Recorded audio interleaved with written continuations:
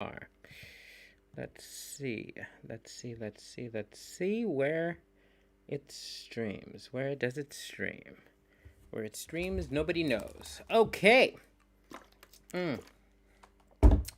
Hello to anybody who has found this here stream. This is Daliso Chaponda in the house. I've not done a stream for a very long time because all through lockdown I did a lot of streams. I did the Corona Cast comedy show. I think there were around 200 episodes before I stopped.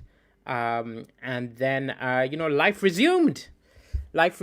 So the last few weeks, last month or so, 2 months almost, I have been performing. Hello to Ole Casairo and anybody else who is here. Hello to, you're the first one on YouTube. I see some people on Facebook. Hello, Mancicho in Zambia. Hello, people from all around the world. Let me tell you what's going on here. So I used to do a streamed show and then, oh no, it's doing that thing again. I need to disable this. So when people join, it plays this irritating tune. And I need to make it stop doing that because we don't want that silly song whenever somebody follows me. Maybe it's the alert box. No, what is it? Hello, people. Before I start doing comedy, I need to disable this thing which is playing a stupid tune. Wait, if I do that, can you still hear me? But I can't hear this silly tune. Do you guys hear me, or do you hear that silly electronic sound? Tell me if you hear that silly sound. And if not, I will start what I'm about to do. Hello from Egypt, Ahmad the Atom. Hello. Do you still hear that silly song? Whenever somebody joins? You hear me fine and you don't hear any electric sound like... Okay, good. So this is what's going on. So I was doing a Corona Cast comedy show all through lockdown. Last month and a half, I've actually had live gigs again. So I've not been here streaming. I've been performing.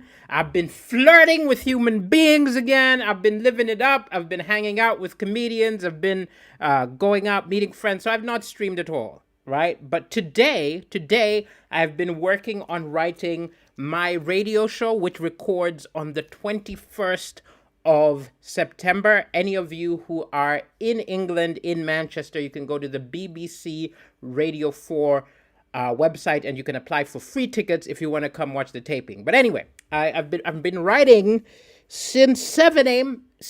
this morning. I've been writing jokes until now. It's now past 8 p.m. So it's like 11 hours. It's not like, I went for a walk, I ate, but it's been jokes. I got to the point that I'm tired, and I was like, you know what I should do? Just as an experiment, I should see what writing I can do on stream. Okay, I'm going to be doing some on-stream writing and brainstorming, and maybe some of you will appreciate that. It's not necessarily, it's more interested for any of you who's ever wondered how I come up with jokes, how comedians come up with jokes. That's what's going on. So what you see back here is this is one of the softwares that I use when I'm coming up with my ideas, right? So Citizen of Nowhere Change is the 4th episode of my radio show. I've written number 1, number 2, and number 3. Okay, so number 1 is about blame. It's like first draft is written. Number 2 is about history. First draft is written. Number 3 is about what was it? I wrote it today. You'd think I would know it clearly. The third one is, you see how tired I am.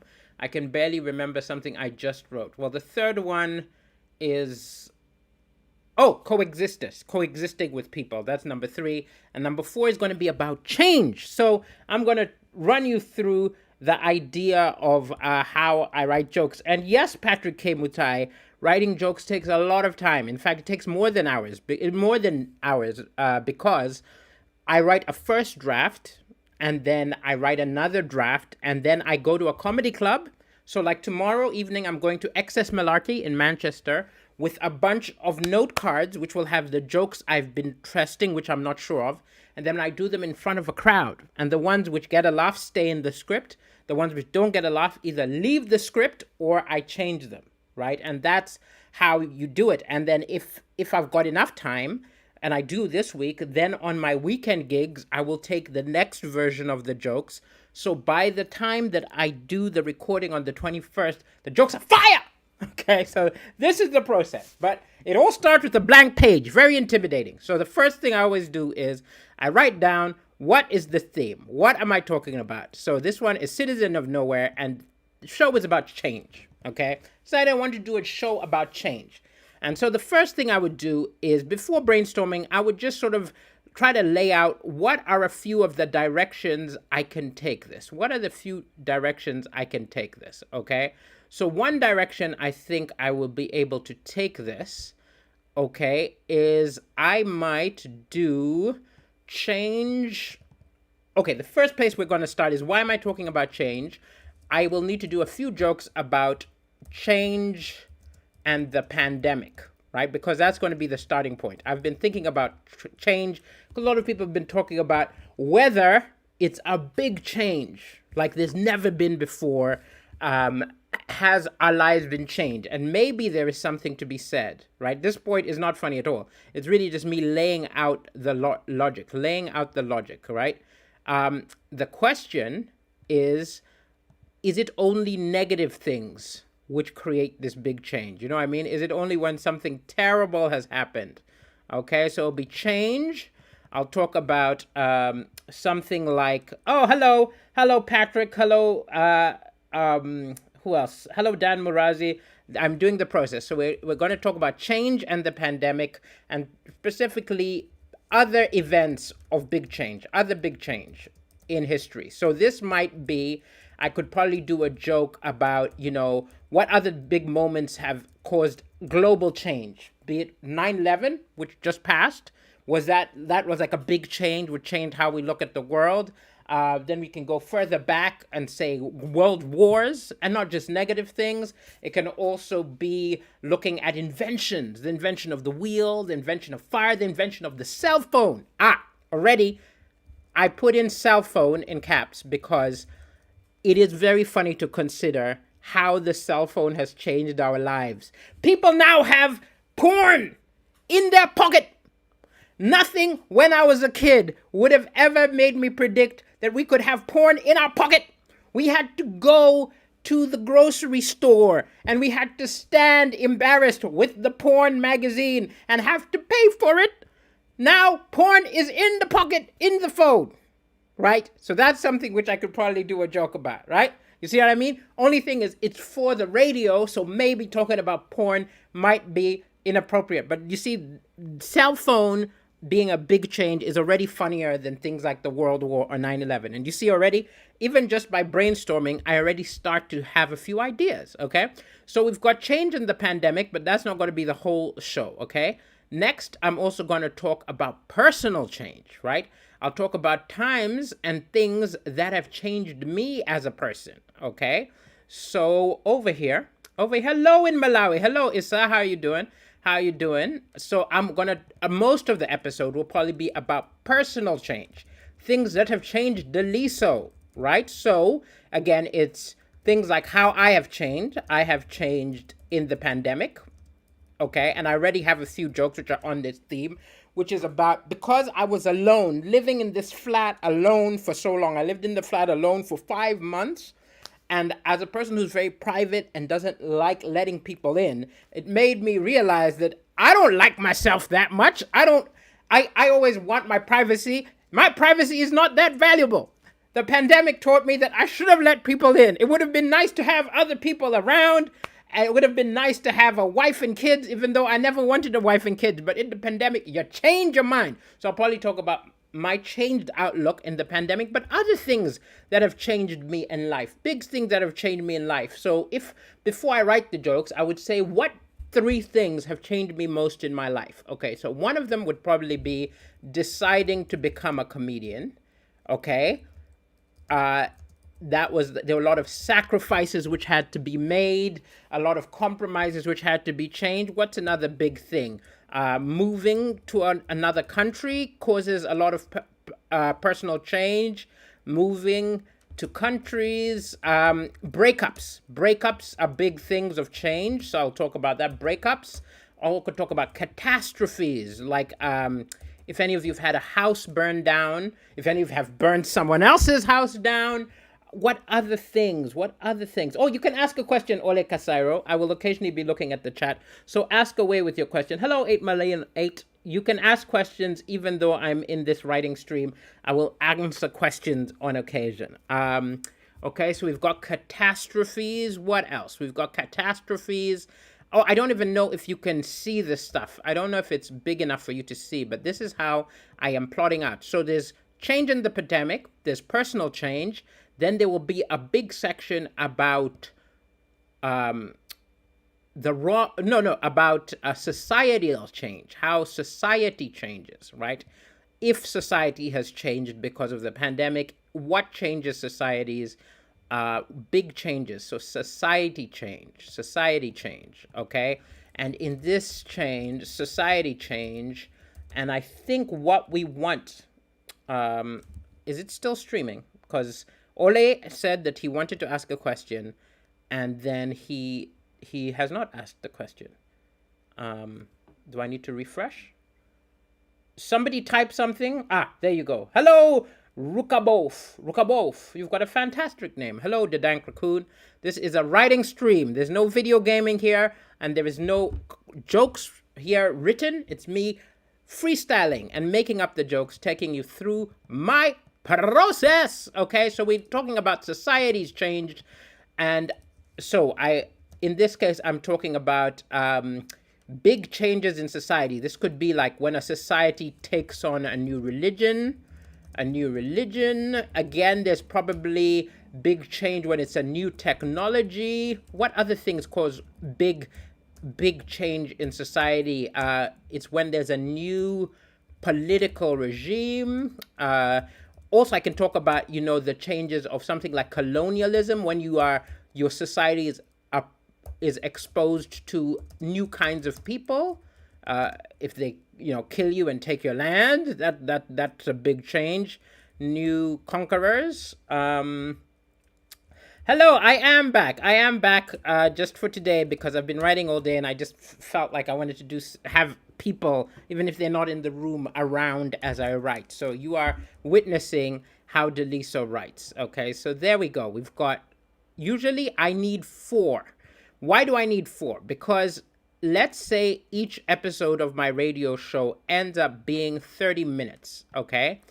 If I write 5 minutes of jokes on 4 themes, and then I also interact with the crowd a bit, that usually is half an hour. It's pretty much all I need. So all I need is 5 minutes of jokes about change in the pandemic, 5 minutes about personal change, 5 minutes about how society changes. Then I think, before we get to the end, a good place to sort of aim to go is then, so we're going clockwise, we're going 1, 2, 3, and then the last theme will probably be me talking about the wrong kind of change. Right? What do I mean, the wrong kind of change? Okay, I'll give you an example. When you break up with someone, when you end relationships, some relationships change you positively, some change you negatively. So for example, my first adult relationship, when I was in university, it ended, things end. But I still look back at it positively because it left me as a more considerate, confident, and understanding person because of all the positive experiences. So there was positive change from that relationship. But then alternatively, when I was in a terrible relationship with someone who cheated on me repeatedly and was very unpredictable, it left me more insecure and less trusting of people. So there are some things which change you for the better, and there are some things which change you for the best. Change is inevitable. but it's not always positive change. So, for example, you could say, if you look at the kind of changes wrought in society by a big moment like 9/11, right, there's been more surveillance, right? Phone tapping, surveillance, and stuff like ever since. This was one of the big changes for it, right? And is that a positive change? I think it's a negative change. So there's some positive changes and there's some negative changes, and there is the worry that this pandemic will have taught us the wrong kind of lessons versus the right kind of lessons. I know none of this sounds funny, but before you put in the funny, any of you who aspires to do a show, what you've got to do is first you have, what are you talking about, right? It's different if you're doing a 5-minute set of comedy. It can just be jokes, right? Because people just want laughs. But if you're asking someone to listen to you for 30 minutes or longer, or like an hour show, usually I think you need to have something bigger to say to justify asking them to spend that time. So I will and talk about the wrong kind of change in relationships, going to the personal, right? And the wrong kind of changes when it comes to society. And then probably the conclusion will be something like, how do we get the right kind of change? Do we get the right kind of change? And because it's a comedy show, it'll probably be very bad advice.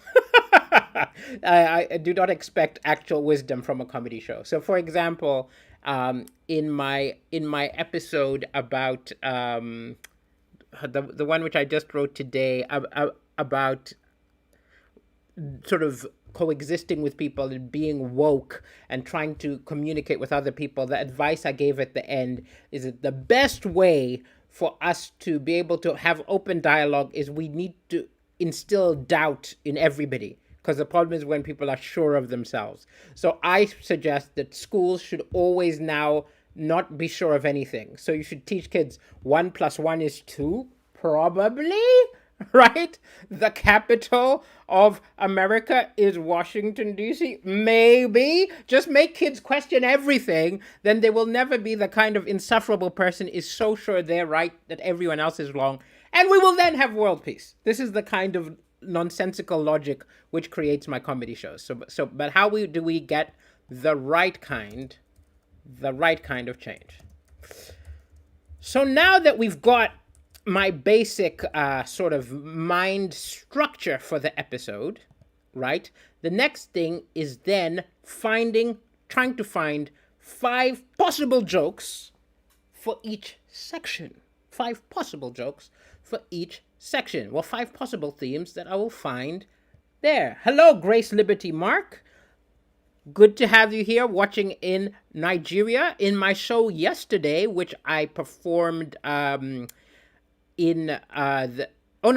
day before yesterday, when I was doing a show at the Lowry in Manchester, there was a lovely Nigerian fellow right in front of the crowd who was in an interracial relationship, and I made a few jokes at his expense, which he and his partner enjoyed a great deal. Good deal. Good to have you here.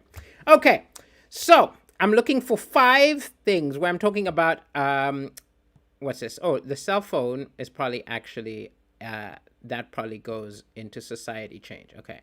So I'm looking at ways the pandemic changed us. Okay. I'm going to need 5 of these. So this is going to be very boring for you guys because there's going to be a lot. Oh, Sugar Sammy in the house. This is a joke writing stream. You know, we were trading joke ideas on the phone yesterday. This is how I do it when I don't have another comedian to bounce the ideas off. And I'm doing it in front of people so that random people can steal my jokes. This is probably pretty silly. Okay. But I'm going to start with ways in which the pandemic changed us, changed me. Okay. So, like, first thing, I was very lonely. So I feel that when I go on dates now, the bar is much lower, right? I used to have high standards, okay? I used to have very high standards when I went on dates. Now she just needs to be human, right? I think that's one thing. Much lower standards for dating for anybody who was alone in the pandemic, okay? Hello on YouTube, greatness ever. This is me writing jokes. So one way the pandemic changed me is it made my romantic standards much lower. Okay, so that will be one of the things which I write jokes about. I can even talk about how I wanted a date after the pandemic. I hope she's not currently watching. And she said multiple things during the date that before the pandemic I would have been out of there. Like she mentioned, I've got a partner who's got a gun. Before the pandemic, I would have been out of there. But post pandemic, and like a year and a half of loneliness, I was like, it's fine. I'll buy a bulletproof vest. Actually, that's a funny punchline. It's fine. It's fine. I'll buy a bulletproof vest. Okay, I'll buy a bulletproof vest. Also, what else was it like? Proof vest. At one point in the conversation, she mentioned that she's in Alcoholics Anonymous. That normally, again, pre-pandemic, I would have been like, you're on your own, babe. But after a year and a half of loneliness, I'm like, which step are you on? Right? Let's hope you're at like step number 6 or something like that. And I'll put away the vodka or something, right? She's in AA, and I'm just like saying something like, am I married, Greenford Banda? Are you thirsty? Is that what's going on? If that's what's going on. Oh, brilliant. Sugar Sammy, I'm going to take that. Before I wanted a beautiful, intelligent, responsible woman. Now a negative antigen test is fine. Yes. So I used to want all these values and beauty. Now I just want an antigen test, negative antigen test. Wonderful. Okay. So let's see. So this is all like personal things which have changed about me. I think other things which have changed about me is, okay, I'll come back to the personal change. Let's think about how society, how have we all changed? How have we all changed because of the pandemic? And I think one of the things which has changed is people need more of a reason to leave the house now. You know what I mean? Like after being in lockdown, you can have fun at home. I just feel like that as much as my standards have lowered for dates, I think everybody else's standards to leave the house are higher. You know what I mean? We used to just go out to go out. Leave the house standards higher. I think there's something in there. Hello. Life without jokes is really, really bad. Men are so happy by feeling alive. Very true. Hello, Michael Pegg on YouTube. Good to have you in the house. Hello, people watching from the Netherlands. I'll tell you what's changed. Netherlands, strip clubs have probably changed, right? I've not been in a strip club post-pandemic, but I am, after all the COVID, I don't think I could have a woman grinding on me. I don't know why I think of strip clubs when I see the Netherlands, but you know why, right? Essentially, I don't think I could have some random woman like twerking on my lap anymore without, she'd have to bring a spray bottle of sanitizer and like spray and then twerk and then spray and then twerk, because I'm much more conscious about it's amazing all the unhealthy stuff we used to let happen regularly, didn't we? So leave the house as higher. Let's say, I think a better way to look at that, which isn't as dirty because this is for the radio, is industries which have been changed forever, right? So I think one of them is where you go for a holiday, right? Because I don't know about you, but I used to often just go in and just be like, where's cheapest? I'll just go where's cheapest. I literally would go into the travel agent and I'd be like, is there a Sunlight, but it's cheap? Oh, it's Syria and their bombs going off, but I save a lot of money. I'm going, right? Now, though, because traveling is such a hassle, you have to take tests, you only go where you really, really need to go. So there's something like that, where you go on holiday. So I think Syria is, I'm wondering, is Afghanistan going to get a bigger laugh than Syria right now? I think Afghanistan is currently too presently troubling, and I think I'll get a bigger laugh with Syria, actually. So that's where I'll go. So where you go on holiday, so the travel industry has been changed. Also, I flew to Guernsey, okay? I flew to Guernsey, and literally, The poor air hostesses. You remember that air hostesses used to be like the sexy ones in the small little skirts and stuff like that. I'm sure any of you who've flown know they now look like they're like, in the cast of Outbreak. You go in and there's like this woman in this like, plague suit walking around. So it's only sexy if you're, into the rubber and stuff. But so it's this so the outfits of air hostesses has changed a lot. Outfits of air hostesses, etc., have changed a lot. What else has changed? Big changes that have happened. I think governments have changed. No, what else has changed? Yes, Sam Marks, I did perform in Guernsey. As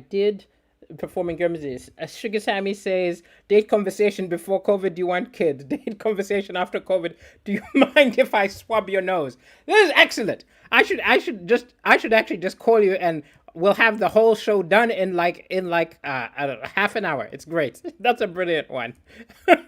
From one kids to do you mind if I swab your nose? To swab your nose. Oh, I wonder actually if anybody is an avid pot smoker. It used to be puff puff pass, right? Is it now like puff puff wipe it and then or just puff puff you get your own or something like that? Let's see. So I'm assuming puff puff pass has changed. Puff puff pass has changed. I'll think of a funny version of puff puff pass. And then also puff puff pass is like don't you dare cough after you puff, something like that. It's probably don't you dare. 2 tickets for Ibiza. Now 2 tickets for Ipswich. For any of you who don't know, the person giving me these wonderful punchlines is Sugar Sammy, who is a very funny comedian. You should check out his streams. Not his streams, he has YouTube videos. I still love the one where he roasted Karens. So puff puff pass to to tickets to Ibiza to tickets to Ipswich. That's wonderful. Yeah. To Ibiza to tickets to Ipswich. So you see, this is how this literally, like, once I fill this entire page and I have around 5, 10, 50, once it's all covered with words, then I can go to a Word document and in like an hour, I can turn it into an episode of the show. Puff, puff, piss off. Thank you, Ryan Woods. I'm going to take that. You see, actually, I shouldn't do these things on the stream because you guys are going to hear it on the radio and you're going to be like, this bastard never paid me for that. So I will just say terms and conditions. If you chat and in your chat, you are funny, okay? Daliso and the BBC have the right. We will use your words. So be careful what you say in chat if you don't want me to use it. Puff, puff, piss off. Wonderful. Wonderful, wonderful. Piff, paff, pass, piss off. Okay. Yes, CBD oil. Everyone bring their own teaspoon. That would actually also apply. Is it, you can now tell that I'm not a druggie. What's the one which they use the spoons and then they light it? Is that opium? Is that cocaine? What's the one which they light? It's opium maybe. I don't know. You see, I'm not very rock and roll comedian. While other people are on about, hey, we had MDMA. I'm like, I had a BLT, right? I just had sandwiches. I just stole your joke, Sugar Sammy. Sandwiches. You used to have a joke about sandwiches. Your dad said, no. I just remembered what it was. It was a pedophile. I brought sandwiches, maybe? So I just remember you saying, that's crack. Okay, that's crack. Crack teaspoons. Bring your own teaspoon. Okay, your own teaspoon. Okay, here we go. So what else do we have here? So you see, change and the pandemic. I've got quite a lot here. To work with. Let me start looking at moments of personal change, which will be the middle section of the show, because I'm not just going to talk about the pandemic for the whole radio show, because that would be boring because everyone's talking about it. So it's going to be a jump in to talking about moments where I have changed. So not just have change in pandemic, things which were big changes. So like deciding to become a comedian, right? Right there. This was a big financial choice, big financial choice, okay? In that I was, well, actually, it's a bit of a lie because now I'm doing well. But like, let's just say when I first decided to become a comedian, it was putting away a lot of financial choices and again, lowering the standard of woman available to me. That is very misogynistic, but very funny. Lowering the standard at the point when I was like 20, saying, I kind of want to be a comedian, but I kind of want to bang a supermodel. How will I do this? How will I do this? Lowering the standard of options available. Available. Actually, to say it on the radio, I'll probably have to make it housing options or something like that. I don't think the BBC would let me be that misogynistic, but that would work in a comedy club. Okay, what else do we have here? Other things that were big changes. Breakups are a good one to talk about, okay? So, breakups are probably the biggest change that most people go through, okay? And so, how are you changed by your breakup? It can make you bitter, it can make you suspicious. That's it. I probably can talk about how after I was broken up with by someone who cheated me on me a lot. After that, now I suspect everything. You become like a bad Sherlock Holmes in that you interpret everything as possible cheating. Right? You know, she could be going to church and you could be like, "Show me a picture of the preacher." You see it everywhere. You can become paranoid. Paranoia, and I can kind of link that to how, we can become COVID paranoid. COVID paranoid now. I like how all these people are telling me that it's crack. Yes, we know it's crack. We know it's crack. This is quite good. You guys don't realize, but what I see here is probably around 6 minutes of jokes, probably around 2 minutes of jokes, and I just jump around. I'm not entirely just sticking in one place. I go to other things which I find interesting about change, and I just kind of jump around until I find something that I find interesting. Now, so for example, things that changed when I'm talking about the loneliness in the pandemic, I actually think there's probably a business opportunity exploiting this. What they need to create is like late night cuddling clubs. You know what I mean? Like just places where people can touch each other. Wait, these things exist as brothels. But I mean like a cute version where it's just to deal with people who are struggling with the lack of touch. Struggling with the lack of touch. Struggling lack of touch. Sugar Savvy says, since COVID restrictions, you have to find love inside the family home. For Northerners, it's business as usual. Are you sure you don't want that? Because you could use that. You could use that, no problem. That's a very universal. You can use that anywhere. You just change the country. You could use that, I don't know, New Brunswick or something like that. I will happily use that. So let's see what's going on here. So yes, very much so. Can do something about how since the pandemic, and you who say this is a complicated joke book, you have no idea. There are lots of comedians who have very complicated ways of coming up with jokes. So find love in the family home. In the family home, Northerners. Actually, here I'd probably throw Cornwall under the bus. For Cornwall, business as usual. Business as usual. I also will say that nowadays, when you're on dating apps, you're paying attention to different stuff. You're paying attention. I guess we always used to pay attention to how far away they are. What else are we paying attention to on dating apps now? Because I suppose I will say that I am now more open to, financial choice, whatever. I'm not really thinking of anything. So I'm actually going to jump ahead to the idea of bad changes which happen. Okay, bad changes which happen in society. Okay, so the first one I thought of was, after 9/11, it became normal for us to be monitored. So being monitored, monitored. uh, let's see. Monitored. Let's look. Monitored. Monitorization. I'm going to do a thing about surveillance. There's an idea I've had for a long time, which I've never made work, which I think this is where I could use it. When going through customs, I was stopped by one of these guys, one of these customs officers, and they said it was a random check, and I implied they were racist, and they said, no, it's an algorithm, right? It's an algorithm which chooses people. And I'm just like, that means you've programmed the computers to be racist. And I thought there's something very funny of the idea of when artificial intelligence comes up, it's racist as hell.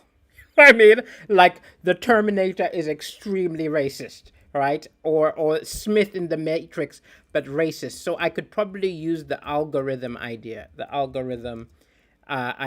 because it's ridiculous. They don't actually choose you, but the computer looks at where you traveled from. So yeah, I came from Africa. You say it's not race related, right? Well, you were in some. Well, actually, in the defense of the, I can't believe I'm going to defend the customs officers, but the travel that a comedian does is very suspicious, right? I literally did Dubai, Nigeria, Malawi, Malaysia, UK. To be fair, if they hadn't stopped me, I would be worried. I would have come through and said, like, this country is not safe at all. With my travel patterns, they didn't stop me, right? So, algorithms. Jacqueline says algorithms are sexist, apparently. Or are you stopped all the time because you're a woman? Because algorithms are definitely programmed with, so, algorithm idea and racist computers, because that's the other thing which a lot of companies will do, right? Which I can probably do a joke about, is that, as there's been a move against things like racial profiling in the police force, all you need to do is then, when you're programming your computers, you make it recognize people. Ooh, there's something I want to talk about, not necessarily on this episode, but I should take note of it. There was a recent case where I don't know what company's computers, but the computer thought that black people were apes, right? So the computer had been taught just to recognize white people. So there's a way I can probably link that. Computer just taught to recognize white people. Yes, there's something there.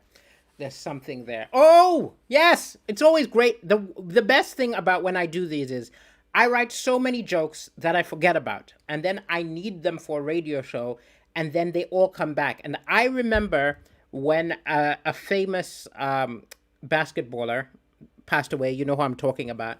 I just don't want to mention it so that they don't, people don't think I'm insulting him or something like that. But when he passed away, there was a BBC report where they mistook him for another famous footballer who was also black, right?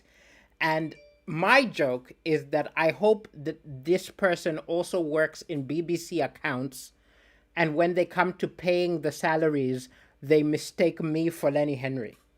Okay, so mistaking one black person for another. Actually, I should say Idris Elba. They mistake for another, and when it's salaries, I hope they mistake me for Idris. Idris is probably the well-paid black person who comes to people's mind very easily. And I think Luther and those shows were on the BBC. I'm not sure. Hey, hello. Glad you're enjoying the session. Hello, Ahmed. Hi, asking Siri for prostitutes. They will tell you where to find them. Is this true? Wow, that is crazy. Yes, I think Idris Elba.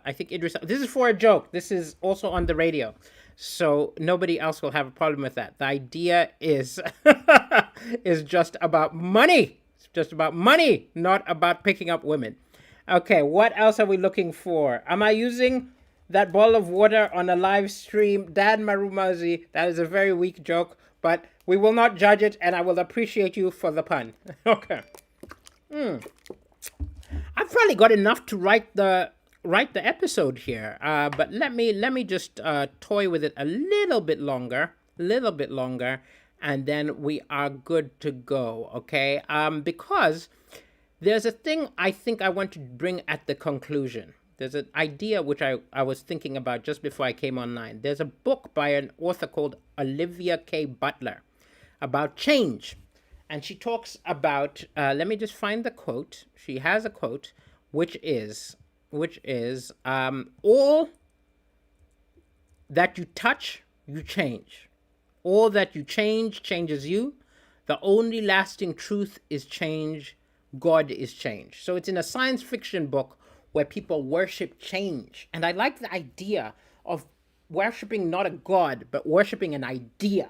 So I think maybe I'll end the show talking about change is maybe not worthy to be worshipped. But imagine there was a church of laughter.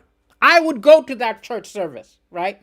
Where instead of turning a sermon, the preacher just dropped punchlines, right? If instead of communion, they just threw a pie in your face. Like they just the idea of a church of laughter and how laughter is something worth worshiping, I think would be an interesting notion for me. So church of laughter.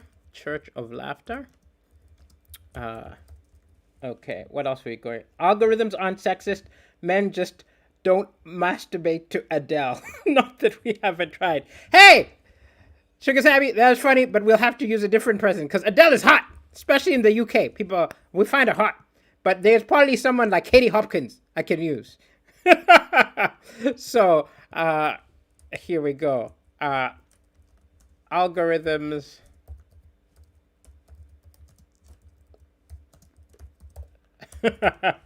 Okay. Glad I made your quarantine. Awesome. Here we go. You've known a few priests like that. They are all sorts of horrible priests. Okay, here we go. Church of Laughter. I'm definitely going to do a Church of Laughter thing. What else am I missing from talking about change? Change. Oh, there's something I wanted to talk about. I've mentioned it in passing that, when there was all that Black Lives Matter stuff, people were talking, I got excited like there was going to be some real change. Nothing's changed, okay? We always get excited, the demonstrations, nothing changes, right? Oh, this big societal change, and now people are booing when people kneel at the beginning of a football game. Nothing changes, right? The only thing that changed is they got rid of Aunt Jemima and Uncle Ben, and they never oppressed me, okay? So I could probably put in, you see when I'm running out of space, I need to put in something like this about Uncle Ben, Black Lives Matter, BLM, and also just the fact that, people like Martin Luther King and there's been small change, right? There has been change. Things are better now than they were like in the 60s, but the idea of big sweeping change, whenever we think it's happening, it's not happening. The only time you have big societal change is when it's like the French Revolution and guillotines come and you like reboot, and maybe a big change is not worth that kind of revolutionary upheaval, right? Revolutionary upheaval. Oh, where's Panda? This is not the CoronaCast comedy show, so there's no Panda, but there's still a Panda in the building. He's, of course, referring to Pandemic the Panda. Let me find Pandemic the Panda.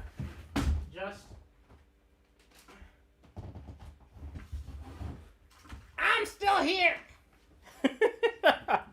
That's Pandemic the Panda, who my regulars know appeared in every episode of the CoronaCast comedy show. Super! So I think I've been doing this for around half an hour. Oprah has talked about the oppression. Isn't she the richest black woman, Ryan Woods? But you see, Ryan, this is not how it works. And this is probably the way that something I need to talk about, is it's not about anomalies. It's about the average, right? There will always be some crazy ass anomaly. So there is some super billionaire black people, and there are also some white beggars on the street with no teeth who have had a hard life. We're not talking about individuals. When you're talking about things like racism, you're talking about society as a whole, and you're talking about neighborhoods, right? Hey, if it's late night and I'm walking home, I'd rather be walking through a white neighborhood, right? Why is that? It's that thing of what are the dangerous places? What are the poor places? What are the places which get less money of the taxes invested in them? And in a lot of countries, such as the UK, you look at the poverty, you look at the race, and you see some correlation, which is not to say they aren't some anomaly wealthy people and some anomaly poor people. Do you know what I mean? It's a little bit more complicated than that, but that's my point. That's my point. Here we go. Let's see. A black friend said in Minnesota he felt welcomed and safe because the Swedes and the Poles were at odds. He was a rare black guy they could complain to. Yes, it's exactly. There's always a line between when you are the minority and when you are the threat. So, for example, when I was in countries such as Bangladesh and Thailand when I was growing up, there were barely any black people. So I was an exciting anomaly. I was if you're one of like 10 black people in the society, you're usually welcomed and delighted upon like a rare curiosity. But when there's a little community, like, when there are enough people that there's a little community building, that's when you start seeing racism, because people start seeing it as a threat. And that's, maybe not even anyway, this is all beyond the scope of this episode about change. I'm just answering your questions. Here we go. Yes, Alison Hardman. What? So Sugar Sammy is asking you, who is the black guy in Minnesota? Was it Prince? Exactly. There are some places where there are only a few. Okay, here we go. I think I'm done, people. I think I'm ready to actually start typing. And what you have seen is the first draft. So none of these jokes are going to be as I've told you. So typing them out, just for those who are interested, is actually going to be more of a process than just typing. Is that I'll take this little idea and then I'll type it down, and then I'll probably walk around the room and think of how can I make it funny? Is there a second punchline? Is there a third punchline? And I'll try to stretch each of these ideas into 3 or 4 jokes. And then tomorrow I'm going to go to Excess Malarkey in Manchester. I'm going to test out all these jokes which I made up. Then on the weekend, I'm going to do them again. And then on the 21st, there's going to be a radio recording of episode 1, 2, 3, and 4. Oh, no, I think it's over 2 days. So it's probably the 21st and 22nd. There's going to be recordings. You can go to the BBC Radio 4 website, and you can get free tickets if you want to come to the live recording if you live in Manchester. If not, Citizen of Nowhere Season 3 will be airing in October, I believe, and it will be available all around the world. Thank you so much for those of you who took part in this writing brainstorm, and I hope you enjoy the jokes which come out. Thank you so much for the people who contributed. Thank you so much for the random jumping in of Sugar Sammy. You gave me some great lines, which I will definitely use. And thank you so much, Ryan Woods. Thank you, Allison. Thank you, all the old friends who have shown back up, like Whitaker and Jacqueline Boylan. This was just a little return. And for those who want to be comedians or are amateur comedians, you are seeing how we go from idea to build a show. Have a wonderful evening. I'm going to continue my writing marathon because I promised the producer first drafts tomorrow. So now I have to turn this into an episode. Have a lovely evening. Ciao.